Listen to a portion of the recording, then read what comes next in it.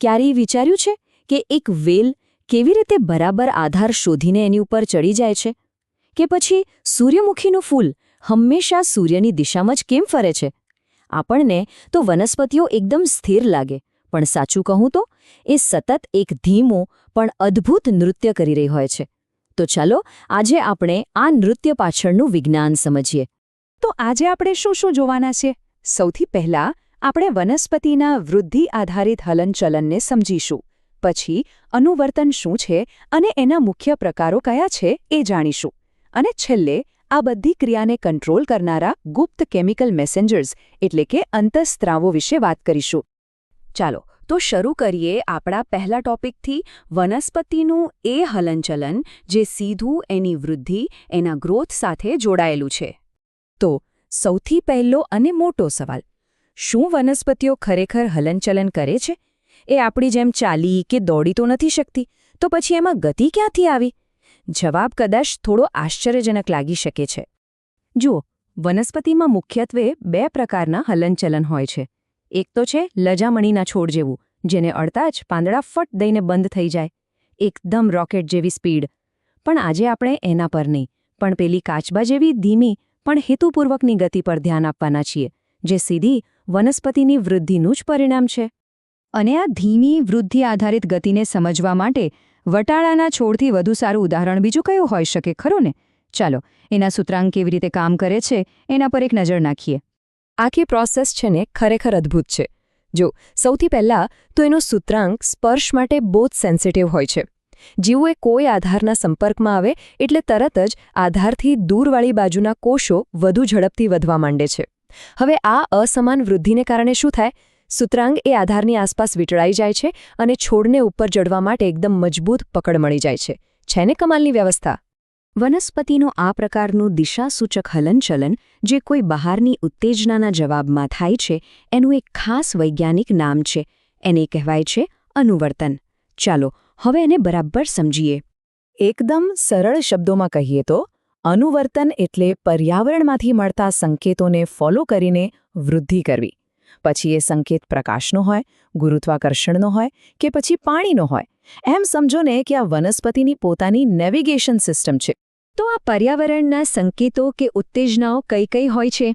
ચાલો અનુવર્તનના કેટલાક મુખ્ય પ્રકારો જોઈએ અને સમજીએ કે વનસ્પતિ આ દુનિયાને કેવી રીતે રિસ્પોન્સ આપે છે. અહીંયા એક બહુ જ રસપ્રદ વાત છે. છોડનો ઉપરનો ભાગ એટલે કે એનું પ્રરોહ હંમેશા પ્રકાશની તરફ વધે છે, પણ ગુરુત્વાકર્ષણથી વિરુદ્ધ એટલે કે ઉપરની તરફ. જ્યારે મૂળ બરાબર એનાથી ઉલટું કરે છે. એ પ્રકાશથી દૂર અને ગુરુત્વાકર્ષણની દિશામાં એટલે કે નીચેની તરફ વધે છે. અને આ વિરોધાભાસી વર્તન જ છોડને ટકી રહેવામાં મદદ કરે છે. પ્રકાશ અને ગુરુત્વાકર્ષણ સિવાય પણ વનસ્પતિઓ બીજા સંકેતોને અનુસરે છે. જેમ કે મૂળ પાણી શોધવા માટે જે હલનચલન કરે એને જલાનુવર્તન કહેવાય. અને પરાગનલિકાને અંડક સુધી પહોંચવા માટે કેમિકલ સિગ્નલ્સ મળે છે, જેને રસાયણાનુવર્તન કહે છે. આ બધું જ એના અસ્તિત્વ અને પ્રજનન માટે ખૂબ જ જરૂરી છે. આ બધું સાંભળીને એવું જ લાગે કે વનસ્પતિ જાણે વિચારીને નિર્ણય લેતી હોય. પણ એમની પાસે તો આપણી જેમ મગજ કે નર્વસ સિસ્ટમ છે જ નહીં. તો પછી આ બધું કંટ્રોલ કોણ કરે છે? કોણ સંકલન કરે છે? આ જ તો મોટો સવાલ છે. વનસ્પતિને કઈ રીતે ખબર પડે કે પ્રકાશ કઈ બાજુ છે અને મારે એ બાજુ વળવાનું છે? આટલી જટિલ ગતિ પાછળનું નિયંત્રણ કોના હાથમાં છે? અને જવાબ છે વનસ્પતિ અંતઃસ્ત્રાવો. આ એવા શક્તિશાળી કેમિકલ મેસેન્જર્સ છે જે છોડના આખા શરીરમાં સૂચનાઓ મોકલે છે અને તેની દરેક ક્રિયાનું નિયંત્રણ અને સંચાલન કરે છે.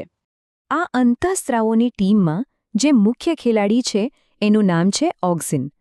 એને આપણે છોડનો ગ્રોથ એક્સિલરેટર પણ કહી શકીએ, કેમ કે એનું મુખ્ય કામ કોષોની લંબાઈ વધારીને વૃદ્ધિને પ્રોત્સાહન આપવાનું છે. તો આ ઓક્સિન કામ કેવી રીતે કરે છે?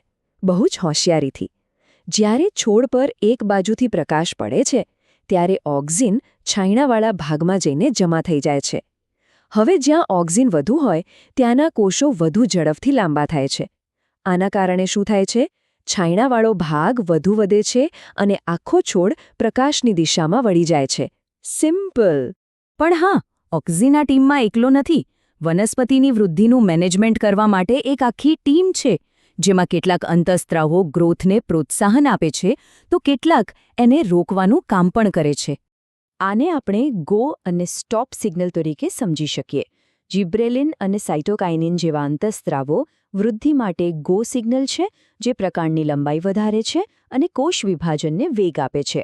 તો બીજી બાજુ એબ્સિસિક એસિડ એ સ્ટોપ સિગ્નલ છે, જે વૃદ્ધિને અટકાવે છે અને પાંદડાને ખેરવવા માટે જવાબદાર છે. તો ચાલો ફટાફટ એક રિવિઝન કરી લઈએ.